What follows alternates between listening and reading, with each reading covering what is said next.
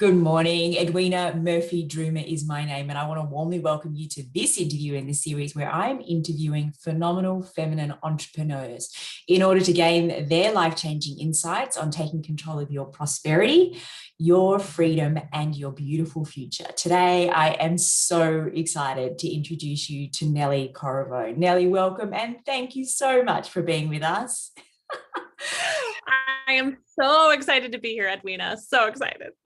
I remember the very first time I was introduced to you, Nellie, and you were introducing yourself into a mastermind that we're in together. And I was so drawn in by your energy and your color, and you're just so vivacious and exciting listening to you. You're a magnetic speaker. So I'm thrilled to introduce you to this audience. And I would love them to start off by, for those that haven't come across you until this moment, could you give us a little bit of background or a lot of background into where you started on your entrepreneurial journey and how it's brought you to where you are now? Absolutely. So I am now known as the sales queen, but it definitely did not start off that way. If someone like 15 years ago would be like, you're going to be known as the sales queen and help women and help them grow, big, beautiful businesses without sacrificing their lives and get everything on their vision board, I'd be like, wait, what? So keep an open mind because you never know where life is going to take you. So, we're going to go back in time to 15 years ago. I was 16 years old and I was really wanting a purpose in life. And I tried out for the cheerleading team and didn't make it. I tried out for the tennis team and didn't make it. So I didn't think sports were going to be my path. So I started to get involved in high school with the yearbook club and student council and was really, really enjoying that. But I still felt like something was missing. And my grandmother passed away from cancer when I was much younger, and fashion's what really bonded us together. Even as a little girl, I would dress up in all of her clothes and her shoes that didn't fit me and have these super fun, silly fashion shows in her living room. And so when she passed away to cancer, I really lost that piece and that passion for fashion. And I was in high school and I was going through all of that jewelry that I used to wear as a young child with her and doing the fashion shows. And I just got all of this inspiration and it flooded in like crazy. And I thought, oh my gosh, what if I did a fashion show fundraiser in her memory, in her honor, and we'll raise money for someone or something. And so that little idea really completely changed my whole life because I couldn't stop thinking of it. And I started to do research because I knew I wanted the fashion show to benefit cancer, but there's so many different types of cancer. And so I typed cancer into Google just to see what I could find. And I found links on ovarian cancer and lung cancer and breast cancer. But then the next link that I saw had the words children and cancer in the same sentence. And at age 16, I really didn't know kids were even getting cancer. No one in my school was affected. And so I started clicking on all of these links with children with no hair, kids with ports coming out of their chest because of chemotherapy. And I was like, this is it. This is it. This is what I want, our fashion show to benefit. And a lot of people don't know, myself included at the time, that childhood cancer is the least funded type of cancer. And it's the number one leading cause of death by disease for kids. And so seeing all of those photos and seeing those statistics, I was like, this is for sure what I want us to do. And so from there, we had the fashion show concept, just like a business. You have that idea, right? And then you have the purpose. But then there's a whole lot of logistics in between. So I started brainstorming, we need a fashion show venue. We need a DJ. We need a silent auction. We need models, right? We need clothes. We need sponsors. And I could go on and on and on. And so I'm very grateful that I was so young because I was just truly naive. I didn't know better. I was just like, we're just going to do the thing. I honestly didn't even overthink it. I had nothing to lose. I had nothing to lose. I lived with my parents. This was a fun idea. It felt amazing to give back and to like be so passionate and have a purpose. It completely changed my whole life. And when I was connected with the first girl that was going through cancer that was in our fashion show, her name is Eden Adams. She was 7 at the time and was going through neuroblastoma for the second time. So age 7, already fighting cancer the second time. And she wanted to be in our fashion show. And meeting her completely changed my view on life, because here is a 7-year-old girl, bald, hearing aids because of the chemo, so frail. And she did not want anyone to feel bad for her. She was truly living her best life, even with something so challenging. And, you know, when I was 16, what you're worried about is, you know, what are you wearing? Who are you dating? What are you going to do on Friday night? And so she made me realize what life is all about, even at 16. And so she was our first model. And that night, August 17th, 2007, we raised a little over $3,000 to benefit a local hospital. And I, like, at 16, I was like, oh my goodness, this is amazing. Like, to go from an idea to $3,000, I was just like crying and just overwhelmed with joy. So many people came together in my community to help raise that money. It was definitely a team effort. And the more than the fundraising dollars, seeing her on that runway is an image that I'll never forget, because the lights are shining, the DJ is blasting, and she walked out with so much confidence, and the audience is literally in tears. And that was going to be it. It was going to be a one-time fashion show fundraiser. I had no intentions of making it a thing. I just wanted a passion project. And she came backstage that night and she started talking about the next fashion show. And I felt like, how do you tell a 7-year-old girl that's going through cancer that you don't plan on doing a second fashion show? That's just, you cannot do that. That is horrible. So I made a promise to her then and said, of course, like, you know, what do you see possible? And she's like, let's do a longer runway. And I want to walk with a boy next year. And I think I'll wear pink. And it was her vision, like truly, like. And so she wasn't able to be in the next fashion show because of the chemotherapy. It was getting so strong, and her cancer was getting so strong that her parents decided that it would have not been a good choice for her to be in the second fashion show. And then that fashion show, we raised $11,000. And so we just kept jumping. And by the third fashion show, which was my senior year of high school, she passed away. And being a senior in high school and being at a little girl's funeral, you don't forget that. And I remember just getting really angry at cancer again, how I felt when I lost my grandmother, and probably even stronger because Eden would never go on to go to high school, go to prom, try out for the cheerleading team or the tennis team. She wouldn't even get that opportunity because cancer took her life. And so I knew in that moment that I needed to make another promise to her that this was going to get bigger and we were going to help more kids and not just be a fashion show. And so that's really when the fire was lit in me. And again, super naive. I just blindly figured it out. I applied for an official nonprofit. We got a board of directors, we got an office, we got a website, like truly everything that you need to do as a business, but just for a nonprofit. And I just kept asking more people for help. And I feel like when you're fighting for somebody else, it's really easy because I didn't really worry. I've never really worried when people say no to me because it wasn't about me. And so I knew that telling her story and sharing the stories of other children was the whole mission there. And so we just kept growing and growing and growing, especially I was putting myself through college at the time. So I was working 3 jobs, running a nonprofit, going to school full time. It was a lot. And so the story that I like to share, especially now being on the other side of it, is I lost myself through Wow. that process. I Yeah. became super burnout, so much anxiety. I felt like the weight of the world was on my shoulders because it kind of was.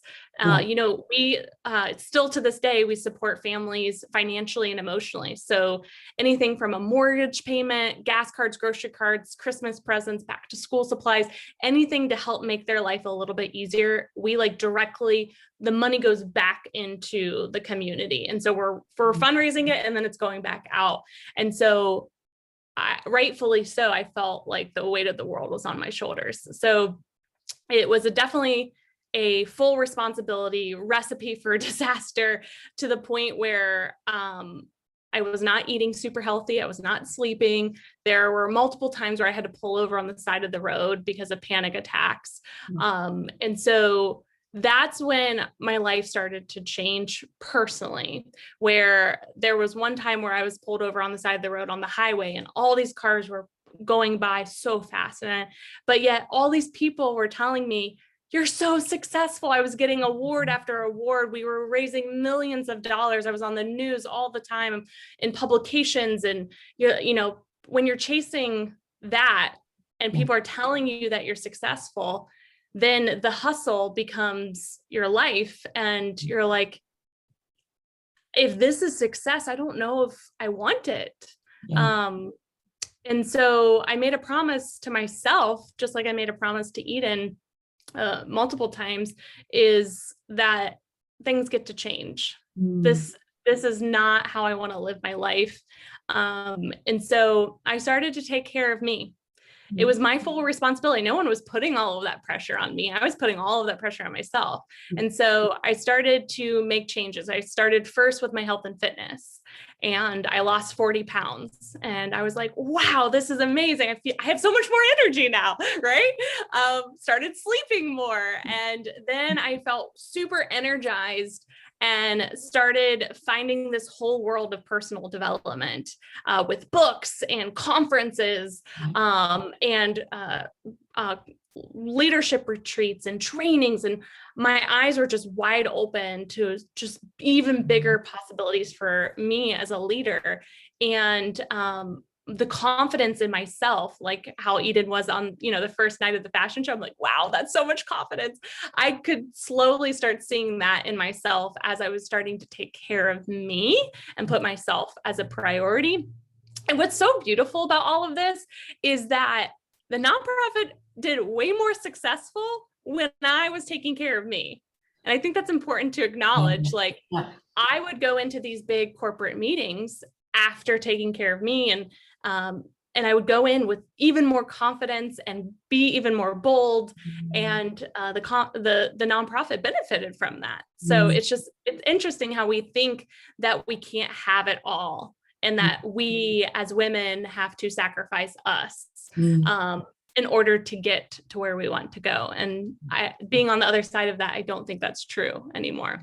And so yeah, and through all the personal growth journey, and I'll be real with you, it was years in the making of the personal growth journey. But there was one huge moment where I was in a leadership retreat, and it was a very intense emotional intelligence retreat. And they were really asking you, what do you want? What do you want? And I remember yelling at the top of my lungs in a room full of strangers that I'm going to step down from my leadership role at the nonprofit, and I have no idea what I'm going to do next. Wow. And never did I ever think that I would ever say that I would ever do anything else besides being the executive director of the nonprofit that I started. And so I remember coming home to my husband and telling him, and he's like, what next? Like, what does that even mean? I was like, I have no idea, but we're going to figure it out. Yeah. And the entrepreneurial journey. Exactly. The roller coaster. Yeah. And so, interestingly enough, we soon after became pregnant. So it was a beautiful time to really make some life changes, because I knew that I wanted to be a mom and a wife more than anytime have that become first. And in the nonprofit world, you are on the clock 24/7. You work nights, you work weekends. And so it was actually a really smooth transition from there. It took a while still, but really, really nice to be able to say, hey, well, I'm making some life choice, decisions based on, my family is growing. So it worked out really, really nicely. I'm still on the board of directors for the nonprofit, just not in the day-to-day operations, which is awesome because now we've had new leaders come in doing amazing things, and the legacy has been able to continue on because it's truly Eden's legacy. Like if it weren't for her, the past 15 years of that organization just probably would have not existed. So we continue on her legacy and children like her and fight for them. And so what's really how I got here from that was all these women started reaching out to me. And I think just by I've always shown up on social media just as I am and share my journey and take people along the ride. And so these women kept reaching out to me and saying can you work with me? Can you coach me? What do you have a retreat coming up? And I'm like, me? What? And so I stepped into the coaching role before I was truly ready to, based on women needing me. So a lot like fighting for Eden, I started to fight for these women because they obviously saw something in me, and I didn't want to turn them down. I wanted to support them any way that I could. And so it's evolved over the last 4 years.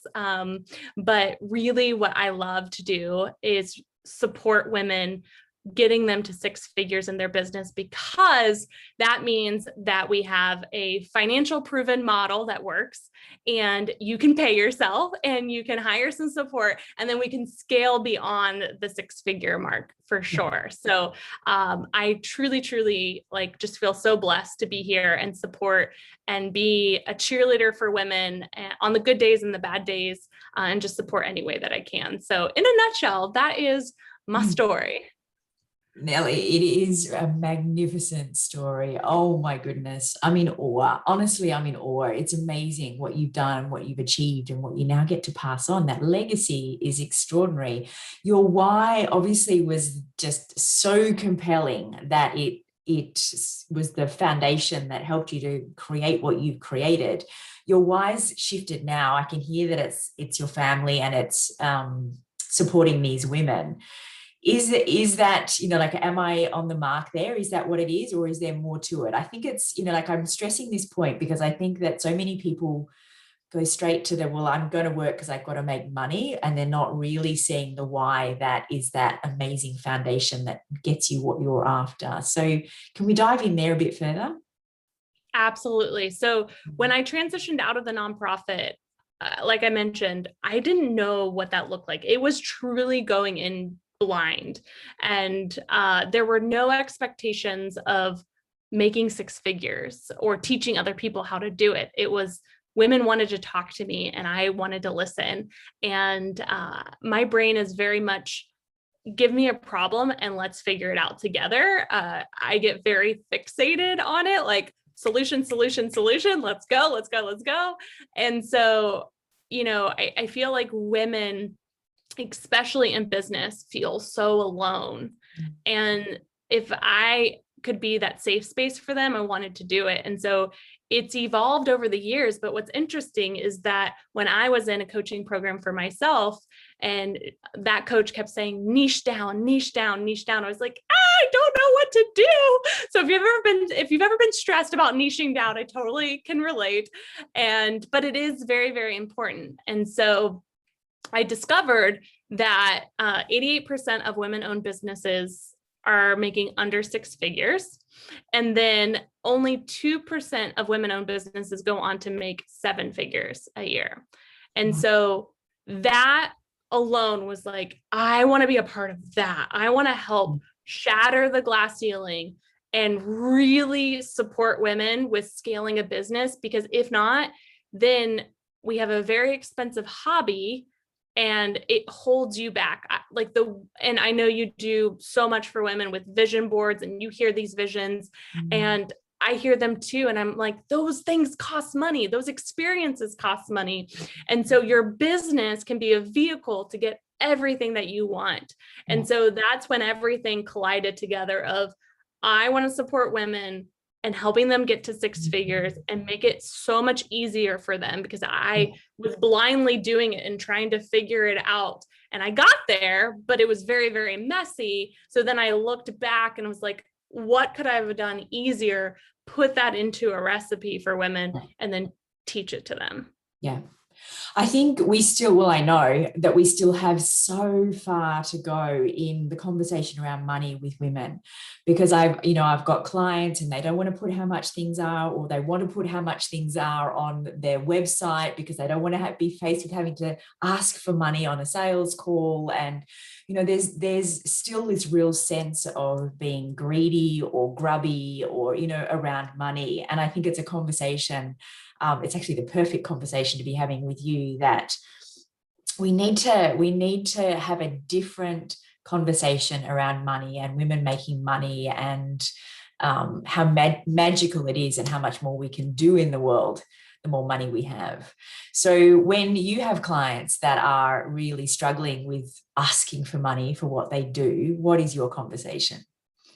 Yes, I love this one because everything's uncomfortable until you do it more and more, right? Yeah. Everything, whether it's speaking on a stage or riding a bike or going on Facebook Live, no matter what it is, personally or professionally, everything's uncomfortable until we lean into it. So if we don't lean in, it will always be uncomfortable. That will never go away. It's not like we're just going to wake up one day and it's just going to be gone. So I say lean into the uncomfort and know that you can build a super heart-centered business and make really good money. There's a resource that I love that I recommend to clients that are really struggling with this, because there's a lot of money blocks. And so I don't know if you know Denise TD, but I do. She's Australian. I figured she was a fellow Aussie. And she has 3 books. They completely changed my life. The last one, Chillpreneur, is probably my favorite. And so she talks about money blocks in there.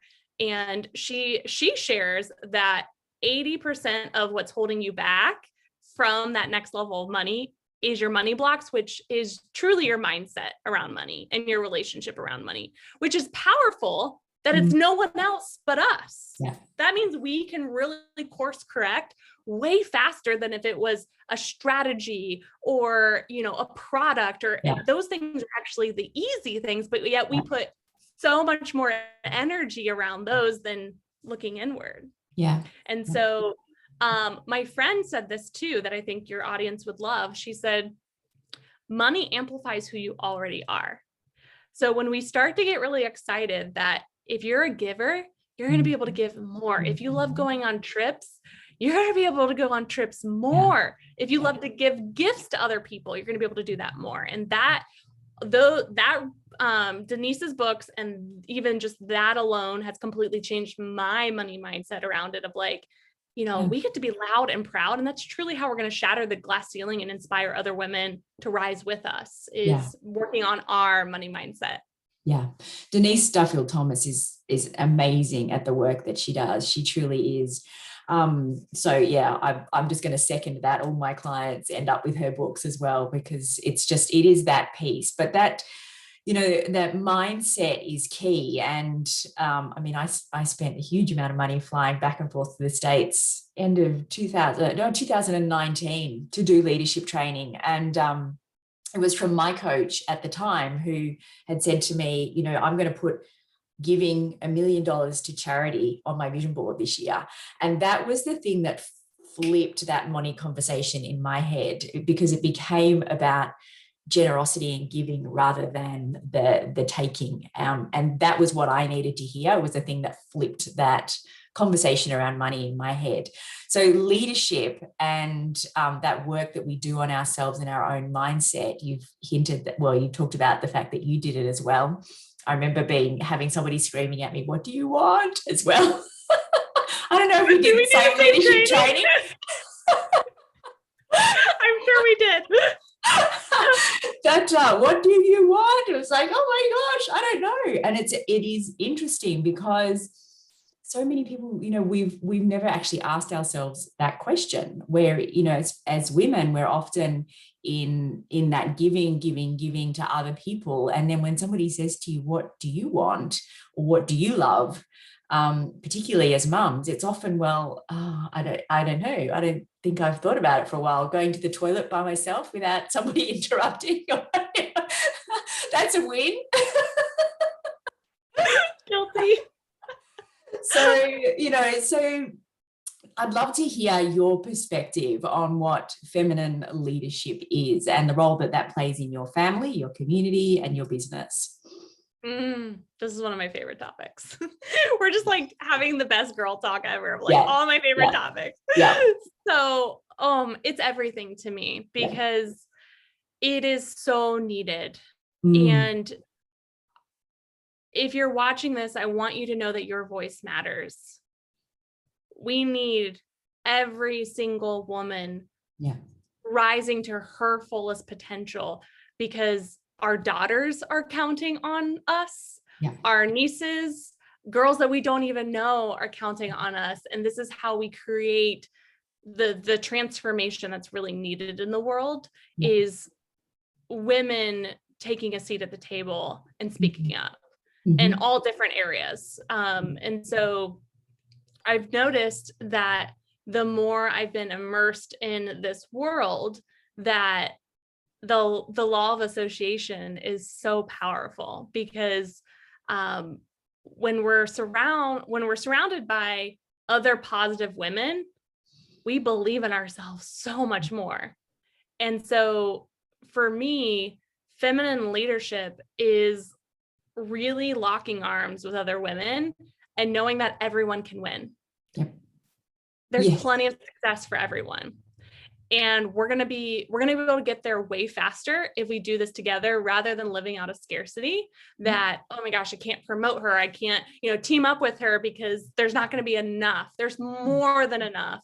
And two heads are better than one. So the more we can brainstorm together and problem solve together, everyone's going to be able to build beautiful businesses that are going to be able to support communities across the globe. Yeah, that's a topic that's come up quite a lot as I've been doing these interviews, and it's something that I've seen is that, of course, it exists, the competitiveness in the entrepreneurial space, but who you surround yourself with, it is really something that I have witnessed and learnt and grown so much from. The lack of competitiveness, there is that sense of we're really locking arms and doing this together and sharing all our best stuff freely, in wanting everybody to do really well. And it's magic. It's a magic space to be in.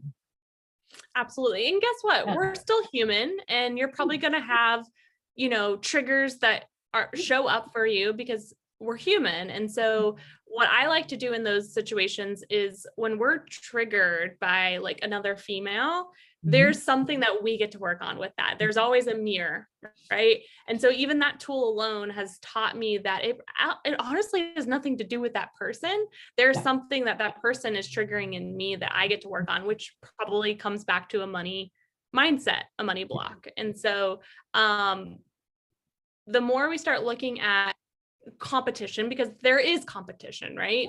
But when we start to look at it as a really good thing, where, oh my gosh, she's rising up, now I want to rise up, and we match that, the more we're going to be able to get to where we want to go faster. I find that it's not so much competition that's causing the problem, it's comparison, which is a different conversation. So that's the bit, and that's the bit that, I have to be very mindful to stop the scroll. I always stop at your scroll because it's always so good. You're the ultimate scroll stopper. But full confession.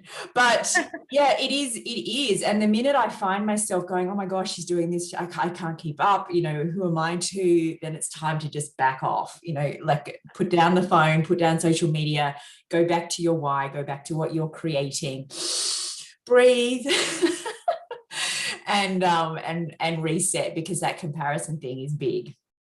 Yes, agreed. And what has supported me, I know Russell Brunson has talked about this too, of you're on a whole different chapter than them. Like me 15 years ago could not compare to me now. Different chapters of Nellie, right? And so same is true when you are comparing yourself. And that has helped me too, of like, she's been at this longer, or, she's investing more in ads, like whether you know that stuff or not, like there's probably differences. And so the more we can focus on our lane, the happier I think we will be, because comparing it there, it's just not apples to apples. No.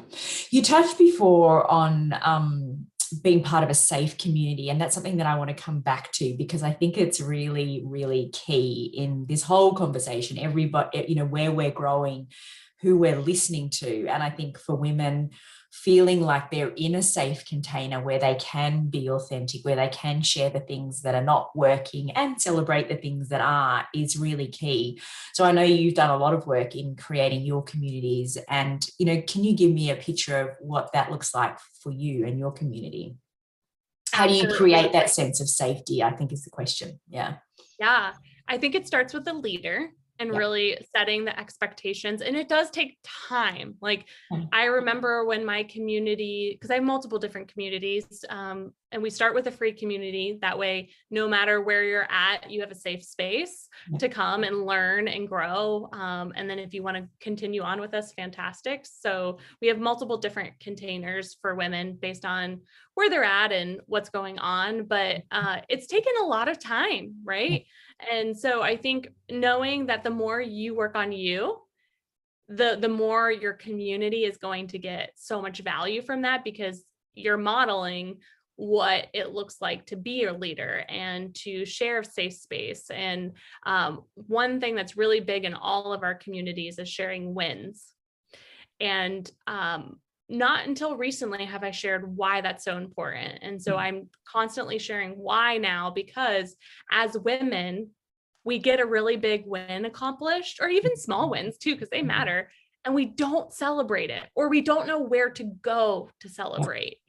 And so I'm that crazy woman ringing bells and jumping up and down and just screaming at the top of my roof of my lungs, because when a client leaves her job that is sucking the life out of her, or she gets her first $10,000 a month, or her first client, it's like also reliving it for me. I'm like, oh my God, I know what that feels like. And so, and I know Krista Mayshore talks about this, what gets celebrated gets replicated. And so the more we put energy around that celebration, the more it's normalized, and the more we want of more of that energy. And so I've been really sharing that with my clients, and I can see them like, oh, but they also share with me, this is still really uncomfortable.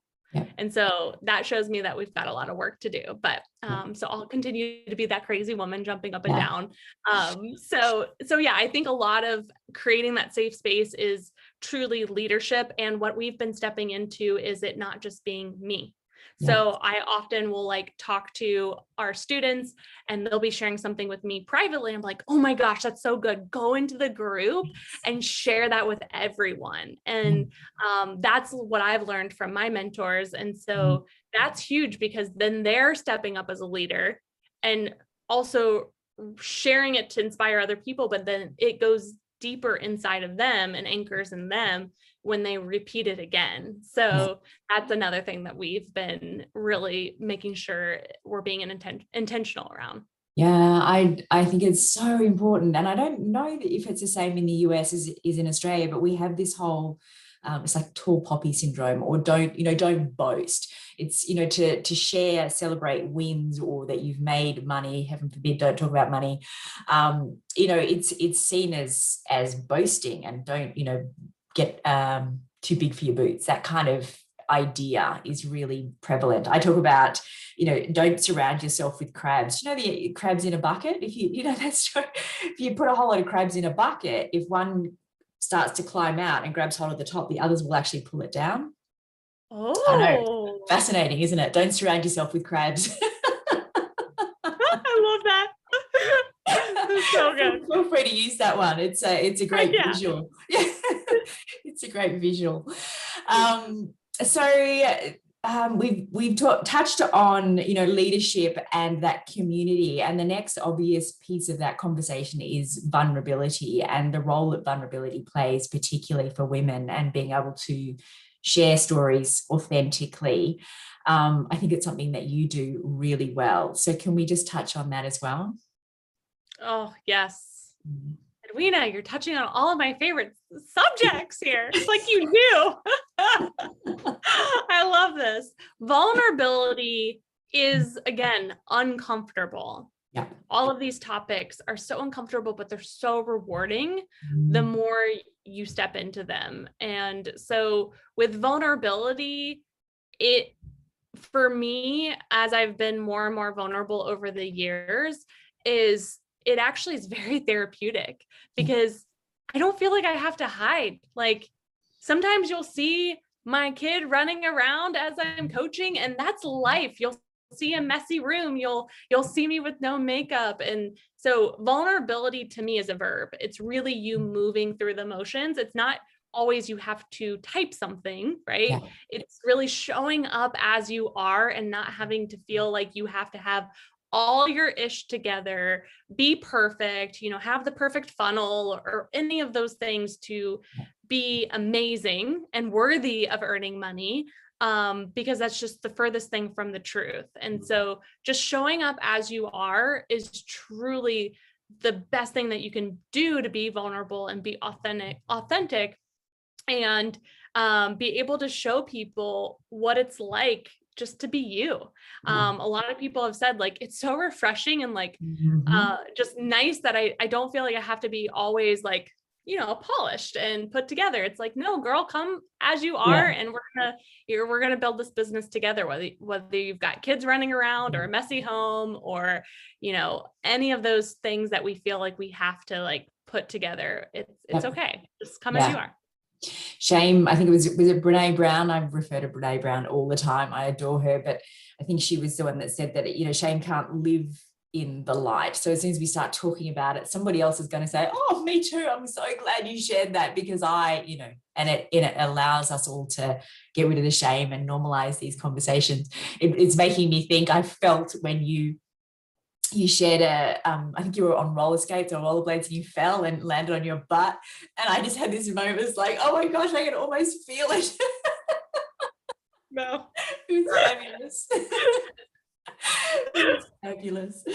So Nellie, I know that you have a beautiful gift for our audience to support them in up leveling to the next financial level in their businesses. Can you take a minute to let us know what that is? Yes. Oh, I'm so excited. So we have put together this amazing free course. It's called 2K in 7 days. And it's amazing because you get forever access to it. And so you can keep repeating it. But the whole goal is to get you to $2,000 in 1 week, because when we do that over 52 weeks, that's over $100,000. So if you can do it in a week, which I know that you can, then we just keep repeating it over and over. So there's coaching videos in there. There's a workbook. There's automated emails to keep reminding you of every day in the 7 days what to do and to really grow your business in less than a week. And it's all free. Who's it for, Nellie? Where do they need to be? Is it from startup, or who's it actually aimed at? Yeah, so it's perfect for any woman that has a business. Okay. So she's got that product, that program, that service, but she's not making the money that she wants. Yeah. So what I talk about in there is how to do it without even leaving your home. So there's strategies in there to help you grow. So as long as you want to grow and you've got a product to be able to release to the world, which you can also pre-sell something. So it doesn't have to be complete. And you don't have to have a funnel or any of those things. I've built a multi-six-figure business many times, launching things without having a funnel. So you can do it. I think that's for every woman ever. The number of women that I've spoken to that have done 10,000 courses and they've just got so much knowledge and information, and they're just waiting for that next course when they'll know enough to do. Ever heard that conversation? Oh yeah, oh yes. Implementation is what's really where you're going to be able to make money. Of course, there's amazing strategies and coaches and masterminds, and all of those things will support you. But the more you get to know your audience, even a small audience, because I believe you don't have to have a huge audience to make amazing money and do amazing work. But the more you get to know them, you're going to see your business grow. Yeah. I hate to wrap this conversation up because I just think we've got so much more that we could talk about. Maybe we'll have to do a part 2 at some stage. Please. But I will ask you one final question because I love hearing the different versions from everybody. So Nellie, would you share with us, what does a rich and prosperous life look like to you? Truly freedom. Uh-huh. Freedom is what every woman is desiring, myself included, to travel, truly that chillpreneur that Denise talks about. I see myself giving to women in all different ways, including financially, because I know how hard it is to build a business, and I just want to make it a little bit easier for them. So that's the big picture, is living a freedom-based life, but also helping other women do it too. Yeah, magic, beautiful. Thank you so much for your time. I've just loved this conversation. I love you, Edwina. Thank you for all that you do. You're amazing. Oh, I love you too. All right, sweetheart. Thanks so much, and bye for now. Bye for now.